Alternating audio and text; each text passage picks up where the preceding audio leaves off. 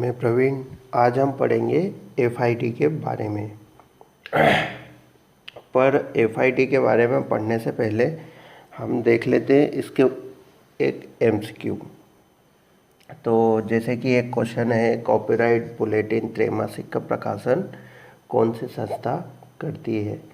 तो आपको दोस्तों सिंपली कमेंट करके इसका आंसर देना है, और अगर आपको आंसर नहीं आता है तो मैं वीडियो के बाद इसका आंसर दूंगा ही सही। तो चलिए देखते हैं आज का टॉपिक। एफआईटी के बारे में आज हमको पढ़ना है, देख लेते हैं। तो ये है एक हिसाब से एफआईटी की जो भी स्थापना हुई थी उसकी हिस्ट्री। तो सबसे पहले क्या हुआ था कि 1895 में हेनरी ला फाउंटेन और पॉल आउटलेट ने सार्वभौमिक मतलब यूनिवर्सल, एक हिसाब से यूनिवर्सल लाइब्रेरी डॉक्यूमेंट और जो सार्वभौमिक ग्रंथ सूची की आवश्यकता को महसूस करा। फिर क्या हुआ, ब्रुसेल्स, ये भी ब्रुसेल्स के ही थे दोनों, और वकील थे पेशे से। तो ब्रुसेल्स में फिर क्या हुआ, अंतर्राष्ट्रीय ग्रंथ सूची सम्मेलन हुआ। उसका रिजल्ट क्या रहा, रिजल्ट रहा कि अंतर्राष्ट्रीय ग्रंथ सूची संस्था नेशनल इंस्टीट्यूट ऑफ बिब्लियोग्राफी की स्थापना हुई साहब।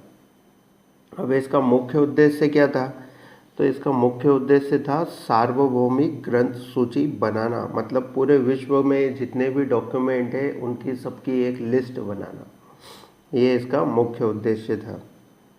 फिर 1931 में अंतर्राष्ट्रीय ग्रंथ सूची संस्था, इसका नाम बदल दिया, और इसका नाम बदल के क्या कर दिया, अंतर्राष्ट्रीय प्रलेखन संस्था। प्रलेखन मतलब डॉक्यूमेंटेशन। फिर 1927 में इसका नाम फिर से बदला और इसका नाम कर दिया प्रलेखन का अंतर्राष्ट्रीय महासंघ। तो एक्चुअल में एफआईडी जब हुआ, ठीक है। फिर क्या हुआ साहब कि इसका मुख्यालय पहले ब्रुसेल्स में था, तो ब्रुसेल्स से चेंज करके इसको कहाँ लेके आए, हेग में। फिर 12 सितंबर 1986 को इसका नाम फिर से बदला एक बार। इसका नाम बदल के इसका नाम कर दिया international federation for information and documentation. तो फाइनली आज हम इसको इसी नाम से जानते हैं। तो ये पूरी इसकी कहानी थी दोस्तों, ध्यान रखना। अब इसके आगे हम दोस्तों, ये मेरा टेलीग्राम ग्रुप है, आप इसको टेलीग्राम चलाते हैं ज़रूर ज्वाइन कीजिएगा। इसमें आपको न्यूज़पेपर, एमसीक्यू, नॉवेल्स पढ़ने को मिल जाएंगे, और ये मेरा ईमेल एड्रेस है। तो आप अगर संपर्क करना चाहते हैं तो संपर्क कर सकते हैं। तो दोस्तों इसकी सदस्यता देख लेते हैं कि सदस्यता कैसे लेते हैं। अब इसमें दो तरह की सदस्यता होती है, एक तो पूर्ण और एक एसोसिएट मतलब सह सदस्यता। तो जो पूर्ण सदस्यता होती है उनका जो राष्ट्रीय स्तर होता है, जो भी नीदरलैंड में है ब्रुसेल्स और ये सब, तो ब्रुसेल नीदरलैंड का जो भी राष्ट्रीय स्तर होता है, सॉरी नीदरलैंड में नहीं, बेल्जियम में है। तो बेल्जियम का जो राष्ट्रीय स्तर है, वहाँ के जितने भी राष्ट्रीय केंद्र हैं, प्रतिनिधि हैं और डॉक्यूमेंट स्पेशलिस्ट हैं, इन सबको वहाँ के पूर्ण सदस्यता मिलती है। लेकिन जो बाहर के व्यक्ति हैं, जो दूसरे देशों के हैं, और जो दूसरे देशों की संस्था है, चाइनीज़ नहीं है, ये राष्ट्रीय है।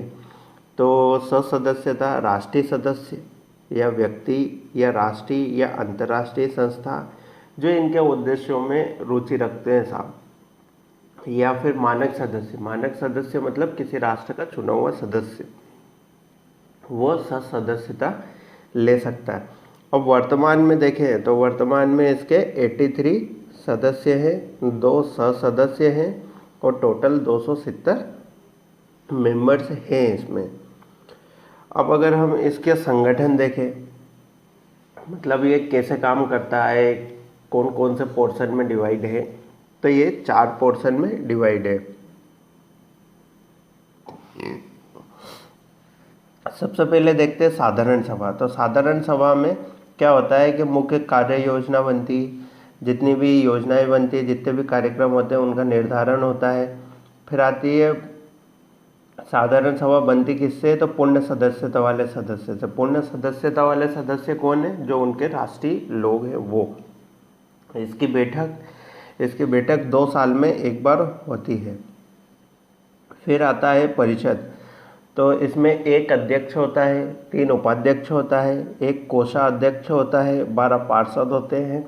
पार्षद मतलब चुने हुए सदस्य। और फिर एक महासचिव होता है जो इसका पदेन सदस्य होता ही होता है। फिर इसकी वर्ष में एक बार इसकी बैठक होती है। मुख्य कार्य देखते हैं अगर इसका, तो इसमें क्या है मुख्य कार्य? सचिव की नियुक्ति और जो भी लोग इसमें प्रवेश ले रहे हैं उनको प्रवेश की अनुमति देना, ये परिषद का मुख्य कार्य। परिषद को इंग्लिश में बोलेंगे काउंसिल। फिर आता है ब्यूरो। ब्यूरो क्या करता है कि ये जो भी साधारण सभा प्रोग्राम डिसाइड करती है उनको ये कैसे करवाना है, कहाँ करवाना है, ऑर्गेनाइज करवाता है। लेकिन ऑर्गेनाइज करवाने से पहले ये इनकी सबकी अनुमति लेना जरूरी है। किसकी? साधारण सभा की अनुमति लेना जरूरी है, इस चीज़ को ध्यान रखना। फिर आता है सचिवालय। तो सचिवालय क्या है? तो सचिवालय जो क्लासिफिकेशन डिपार्टमेंट है, मतलब वर्गीकरण विभाग, और जो भी इसका सूचना विभाग है, इंफॉर्मेशन डिपार्टमेंट, इनको देखता है। इनकी जो भी काम धाम जो भी है उसको पूरी तरह से नियंत्रित करता है। और ये अन्य महत्वपूर्ण कार्य, जितने भी इनसे रिलेटेड कार्य हैं, इन सब से रिलेटेड जो कार्य हैं वो सब ये देखता है सचिवालय। इसके बाद में अगर हम आगे देखें तो इसके आते हैं उद्देश्य, कि साहब इसको बनाया है क्यों है? मतलब वो तो बनाया है ग्रंथ सूची प्रलेखन के लिए तो बनाया है। तो यूनिवर्सल जो ग्रंथ सूची है उसके अलावा तो इसके स्टार्टिंग में सिर्फ 5 ही उद्देश्य थे। वो 5 क्या थे? ग्रंथपरक संगठन, मतलब डॉक्यूमेंटेशन, बिब्लियोग्राफी इंस्टीट्यूशन, तो इनसे जो संबंधित सूचना है उसका जो आदान प्रदान कर सके, ऐसे माध्यम वाली पत्रिका। ध्यान रखना कि कोई सी भी जो भी ये पत्रिका निकालते थे, मतलब जोन सी भी मैगजीन निकालते थे, उस मैगजीन में होता क्या था? जितने भी इंस्टीट्यूट थे बिब्लियोग्राफी से रिलेटेड वो चीज़ ये निकालते थे, मतलब उससे अलग कुछ नहीं होता था उसमें। अब देखें तो ग्रंथपरक सूचना के लिए वितरण केंद्र, ये इसका उद्देश्य था। मतलब जो भी जितने भी बिब्लियोग्राफी इंस्टीट्यूशन है उनके लिए वितरण केंद्र का काम करता था, जो भी इंफॉर्मेशन आई वो सब में बांट दी। फिर आता था सार्वभौमिक दशमलव प्रणाली पद्धति, यूडीसी का विस्तार, मतलब टोटल मिला के यूनिवर्सल डेसिमल क्लासिफिकेशन जो यूडीसी है उसका ये विस्तार करते थे। जो क्लासिफिकेशन की पद्धति है उसका विस्तार करना, जगह जगह सबको बताना कि ये कैसे काम करता है, इसको आप कैसे क्लासिफाइड कर सकते हैं, लाइब्रेरी में कैसे काम पे ग्रंथ रख सकते हैं, ये सारी चीज़ें इसके अंदर ही इंक्लूड थी। फिर आता है विश्व साहित्य की संघ सूची तैयार करना और यूनियन कैटलॉग बनाना। तो यूनियन कैटलॉग में एक ही चीज़ रहती थी कि जितने भी विश्व के जितने साहित्य हैं सबकी एक सूची और पूरी एक लिस्ट बनाना, उसको अपडेट करना, टाइम टाइम पे सभी को प्रोवाइड करना, ताकि सभी को पता लग सके कि कौन सा ग्रंथ कहाँ है इस दुनिया में। नहीं तो किसी को क्या पता है कि भाई किसने क्या ग्रंथ लिखा है दुनिया में, कहाँ रखा है, कौन से लाइब्रेरी से संपर्क करना है, ये हमको नहीं पता। लेकिन आज जो पॉसिबल हुआ है वो इसी के कारण पॉसिबल हो पाया है, एफआईडी के कारण। अब इसमें ग्रंथपरक संगठन बोले तो बिब्लियोग्राफी ऑर्गेनाइजेशन, इस विषय पर जितने भी अंतर्राष्ट्रीय सम्मेलन होते हैं, संगोष्ठियाँ होती है, उनको सबको प्रोत्साहन देना भी इसी का कार्य है। लेकिन अब वर्तमान इसके उद्देश्य देखते हैं। ये उद्देश्य तो पहले थे, लेकिन अभी क्या उद्देश्य है? तो अभी ये है कि डॉक्यूमेंटेशन से संबंधित संगठन या व्यक्ति, उन व्यक्तियों को इकट्ठा करना, उनका समन्वय करना कि भाई तुमको कैसे काम करना है, कहाँ पे काम करना है, और उनकी पूरी इन्फॉर्मेशन रखना। एक तो ये उद्देश्य था। फिर औद्योगिक तकनीकी सूचना संचार माध्यमों का अध्ययन और मूल्यांकन, जैसी जैसी तकनीक आ रही है उनका अध्ययन करना और उनका मूल्यांकन करना। फिर आता है प्रलेखनकर्ता जितने भी हैं, जितने भी डॉक्यूमेंशन करते हैं, जो भी उस प्रोफेशन में है, उनका प्रशिक्षण देता है और उनको प्रोत्साहन देता है। फिर आता है वैज्ञानिक सूचना। तो वैज्ञानिक सूचना के आधार पर जितनी भी समस्याएं हैं, जो भी एक हाल फिलहाल की जो समस्या है, कौन सी समस्या के जो भी उनके डॉक्यूमेंट से रिलेटेड समस्या आती है उनका पता लगाना। फिर आता है सूचना और प्रस्तुतिकरण भाषा विज्ञान एवं संबंधित अध्ययनों का सर्वेक्षण व मूल्यांकन। तो सूचना और प्रस्तुति भाषा विज्ञान, प्रस्तुतिकरण क्या होता है? प्रेजेंटेशन, जो भी बुकों का प्रेजेंटेशन देते हैं कि कौन सी बुक कहाँ पे होगी, किस लाइब्रेरी में होगी, कैसे रखना है इसको, ये सारी चीज़ें प्रस्तुतिकरण में आता है। अब जो भाषा विज्ञान और उससे संबंधित अध्ययन है ना, उसका ये सर्वेक्षण करते हैं और उसकी वैल्यूएशन करते हैं कि कहाँ तक ये सही है, कहाँ तक गलत है, ऐसा। फिर आता है यूडीसी पद्धति में संशोधन एवं विस्तार। तो यूनिवर्सल डेसिमल क्लासिफिकेशन, इसमें ये क्या करते हैं कि उसको सही करते हैं, कहीं पे कुछ नया सब्जेक्ट जोड़ना है तो किस तरह से जोड़ेंगे, उसमें संशोधन करते हैं, उसका विस्तार करते हैं। फिर आता है यांत्रिक तकनीक, बोले तो इंजीनियरिंग की जो टेक्नोलॉजी है और जो भी पद्धति है उसका सैद्धांतिक और व्यवहारिक क्षेत्र का ये अध्ययन करते हैं। फिर आता है विकासशील राष्ट्र जैसे इंडिया है, ब्राज़ील है, तो ये सब विकासशील राष्ट्रों की श्रेणी में आते हैं। तो इसमें क्या करना है इनको कि जितने भी राष्ट्रीय सूचना एवं प्रलेखन सेवा है, अब यहाँ पे मान लो कि यहाँ इंडिया में तो है, लेकिन मान लो ब्राज़ील में नहीं है, तो ब्राज़ील में ये संस्था वहाँ पे जाके प्रलेखन सेवा का आरंभ करवाएंगे। फिर सूचना का विनिमय, तो सूचना का विनिमय का मतलब ये है कि सूचना का आदान प्रदान करते हैं ये एक दूसरे से, किसके बीच में? जितने भी सदस्य और अंतर्राष्ट्रीय स्तर के जो भी सदस्य राष्ट्र है उनके बीच में। फिर आता है वर्गीकरण, शब्दावली का मानकीकरण भी करते हैं ये भी इनका उद्देश्य है। फिर आता है प्रलेखन तथा वैज्ञानिक एवं तकनीकी सूचना के क्षेत्र में अंतर्राष्ट्रीय घनिष्ठ संबंध स्थापित करना। तो टोटल मिला के जितने भी सदस्य राष्ट्र हैं उनके बीच में कोऑर्डिनेशन भी इनका ही काम है। तो बहुत सारे उद्देश्य है यार, पता नहीं क्या क्या करते हैं, देख लिया वैसे आपने भी क्या क्या करते हैं। इसके बाद में आती है समितियाँ। तो जितनी भी समिति है वो ये रही साहब, इसमें टोटल मिला के 30 से अधिक समिति है। तो ये है कुछ खास समिति, जैसे केंद्रीय वर्गीकरण समिति, इसके अंडर में ही कम से कम 30 समितियाँ और काम करती है। तो इनकी जो डिटेल है हम आगे पढ़ेंगे। तो जैसे केंद्रीय वर्गीकरण समिति, तो ये क्या करती है? क्लासिफिकेशन का काम करती है। ये वर्गीकरण अनुसंधान, तो क्लासिफिकेशन के ऊपर जो रिसर्च होता है ये उसका काम करते हैं साहब।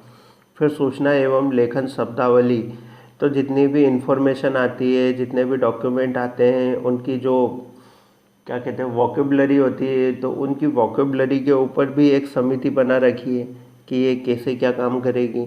फिर शिक्षण, जितना भी उनको टेक्निकल जो ज्ञान देना है और जो भी ट्रेनिंग देनी है, प्रशिक्षण, उसके लिए भी एक समिति है।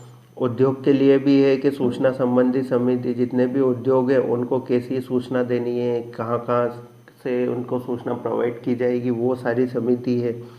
फिर सूचना सांख्यिकी समिति, ये क्या करती है कि जो भी सूचनाएं आती है उसको डाटाबेस में कन्वर्ट करके देती है। फिर प्रलेखन भाषाई अध्ययन समिति, ये जितनी भी लैंग्वेज होती है, रीजनल लैंग्वेज और जितनी भी डॉक्यूमेंट की लैंग्वेज होती है उसका अध्ययन करती है। फिर एकस्व, सॉरी ये थोड़ा गलत लिखा है, एकस्व है, एक कश नहीं है, एकस्व है। तो एकस्व सूचना मतलब किसी एक पर्टिकुलर चीज़ से रिलेटेड, जिस पे किसी का अधिकार हो, जैसे कि मुझसे रिलेटेड कोई सूचना जो मैं किसी को देना चाहूँ या नहीं देना चाहूँ, तो वो जो सूचना होती है तो उस सूचना के ऊपर भी ये डॉक्यूमेंट तैयार करते हैं। तो उसके लिए भी एक अलग से समिति का निर्धारण कर रखा है। फिर आता है सूचना एवं सिद्धांत, सूचना के सिद्धांत और जो भी ये विपक्ष गलत हो गया यार, चलो ठीक है। तो जो भी सूचना के सिद्धांत है उसमें अनुसंधान होता है के साथ सूचना के जो भी इनके सिद्धांत निर्धारित है उस सिद्धांतों के अनुसार ही इनके ऊपर अनुसंधान होता है। जितना भी रिसर्च होता है उसका भी फिर ये अध्ययन करते हैं, तो उसके लिए भी एक समिति है। फिर समाज विज्ञान और विकास समिति, टोटल मिला के इतनी सारी समितियाँ काम करती है। इन समितियों को डिटेल में पढ़ना बहुत ज़रूरी है और हम आगे इनको डिटेल में पढ़ेंगे। इसके बाद में देख लेते क्षेत्रीय आयोग। तो दोस्तों ये जो फेडरेशन है ये पूरी दुनिया में फैला है, लेकिन मान लो कि अगर ऑस्ट्रेलिया में ये है या बेल्जियम में है, चलो ठीक है बेल्जियम में है साहब, तो बेल्जियम से ये इंडिया में कैसे कवर करेगा, या फिर ये एशिया में कैसे कवर करेगा, या फिर ये साउथ अफ्रीका में कैसे कवर करेगा, अमेरिका कॉन्टिनेंट में कैसे कवर करेगा। तो उसके लिए इन्होंने क्या करा कि जगह जगह पे अपने कार्यालय बना दिए। अब जगह जगह पे कार्यालय बना दिए तो इन्होंने मुख्य क्षेत्रीय आयोग बनाए हैं क्षेत्रीय गतिविधियों के लिए। जैसे लैटिन अमेरिका क्षेत्रीय आयोग, ये 1988 में बना था। फिर इसके बाद में अगर हम देखें तो ये रीजनल ऑफिस बोल सकते हैं इनको, कि regional office of Latin American ऐसा बोल सकते हैं, 1988। फिर आता है दक्षिण पूर्वी एशिया के राष्ट्र हेतु क्षेत्रीय आयोग, तो ये आता है एशिया के लिए, जो भी दक्षिण पूर्वी एशिया राष्ट्र हैं उनके लिए, और इसमें हम भी सम्मिलित है। ये कब स्टार्ट हुआ था, ये 1986 में स्टार्ट हुआ था। फिर आता है अफ्रीकी राष्ट्रों हेतु, तो अफ्रीकी राष्ट्र हेतु जो आयोग बना था वो रिसेंटली बना था, लेकिन मुझे इसकी डेट पता नहीं लग पाई, लेकिन आने वाले वीडियो में मैं इसको क्लियर कर दूंगा। अब देखते हैं अंतर्राष्ट्रीय सहयोग। तो अब हम देखेंगे कि अंतर्राष्ट्रीय स्तर पे कितनी समितियां और कितनी एजेंसीज इससे जुड़ी हुई है। तो जैसे कि आर्थिक एवं सामाजिक परिषद जो संयुक्त राष्ट्र में काम करती है वो भी इससे जुड़ी हुई संस्था है, और ये आपस में कोऑर्डिनेशन बिठा के काम करते हैं साहब। फिर आता है खाद्य एवं कृषि संगठन, ये भी डब्ल्यू एच ओ नहीं, यूएनओ में काम, जो भी संयुक्त राष्ट्र है यूएनओ उसी की एक संस्था है। फिर आता है अंतर्राष्ट्रीय आणविक शक्ति एजेंसी, टोटल मिला के जो न्यूक्लियर पावर है उससे भी जुड़े हुए हैं ये लोग। फिर आता औद्योगिक विकास संगठन, ये भी संयुक्त राष्ट्र की एक एजेंसी है। फिर अंतर्राष्ट्रीय दूरसंचार संघ, टेलीकम्युनिकेशन ऑर्गेनाइजेशन, ये उससे भी जुड़े हैं। फिर आता है सामाजिक विज्ञान सूचना एवं प्रलेखन अंतर्राष्ट्रीय समिति, तो ये जो संस्था है ये इससे भी जुड़े हैं। जो सामाजिक और न्यास परिषद है, ये सामाजिक और आर्थिक न्यास परिषद है संयुक्त राष्ट्र की, ये उसी से जुड़े हुए हैं। फिर अंतर्राष्ट्रीय अभिलेख परिषद और अंतर्राष्ट्रीय मानक संगठन, अंतर्राष्ट्रीय मानक संगठन मतलब इंटरनेशनल स्टैंडर्ड ऑर्गेनाइजेशन। और फिर आता अंतर्राष्ट्रीय अभिलेख परिषद, तो जितने भी डॉक्यूमेंट है, मैन्यूस्क्रिप्ट है, ये उन सभी से जुड़े हुए हैं। तो दोस्तों ये तो संस्था है इंटरनेशनली जो FID से जुड़ी हुई है, और बाकी की आप देख लेना। हम आने वाले वीडियो में इसको और अच्छे से मतलब डिस्क्राइब करेंगे कि क्या कैसे क्या होता है क्या नहीं होता। थोड़ा नॉइस हो रहा है इसलिए हम वीडियो कंटिन्यू रखते हुए हम आगे आने वाले वीडियो में इसका पार्ट 2 लेके आएंगे जल्दी, और उसमें देखेंगे कि इंडियन कोऑर्डिनेशन क्या है FID में, इंडिया में कहाँ कहाँ पे सभाएं हुई है, इंडिया से कैसे कैसे लोग मतलब इससे जुड़े हैं और वहाँ पे जाके उन्होंने काम किया है। इन सब के बारे में हम अगले वीडियो में जानेंगे। तो दोस्तों अगर आपको अच्छा लग रहा है तो लाइक करें, कमेंट करें, शेयर करें। कुछ डाउट हो तो प्लीज़ ज़रूर पूछें, और हम आगे आने वाले वीडियो में समिति जितनी भी है उसकी हम थोड़ी डिटेल में चर्चा कर लेंगे, ताकि कभी कहीं एग्ज़ाम प्रोस्पेक्टिव से कहीं MCQ आता है, कहीं कुछ आता है, तो हम उसको अच्छे से बता सकें। तो दोस्तों आज के लिए इतना ही, धन्यवाद, जय हिंद, हम डिस्कस करेंगे अब ये MCQ। तो ये जो MCQ है जैसे कि कॉपीराइट बुलेटिन त्रैमासिक, तो दोस्तों आपका आंसर जो भी रहा हो लेकिन एफआईडी इसका जो प्रकाशन है वो नहीं करती है। इसके ऊपर अभी वीडियो चल रहा है। इफ़ला इसका मैंने सेपरेट वीडियो बना रखा है, प्लीज़ ज़रूर देखें। लेकिन ये भी इसका प्रकाशन नहीं करती है। इसका सही उत्तर है ये सी, यूनेस्को। तो यूनेस्को इसका प्रकाशन करती है, इस चीज़ को ध्यान रखना। और ये वाला यूनेस्को इसका प्रकाशन करती है और इसके बारे में भी हमने एक सेपरेट वीडियो बना रखा है, आप उसको ज़रूर देखें। और भारतीय राष्ट्रीय पुस्तकालय ये इसका प्रकाशन नहीं करता है, इस चीज़ को ध्यान रखना कि ये इसका प्रकाशन नहीं करता है। तो दोस्तों आज के लिए इतना ही, फिर आने वाले वीडियो में हम मिलते हैं जल्दी। घर पे रहिए, सुरक्षित रहिए।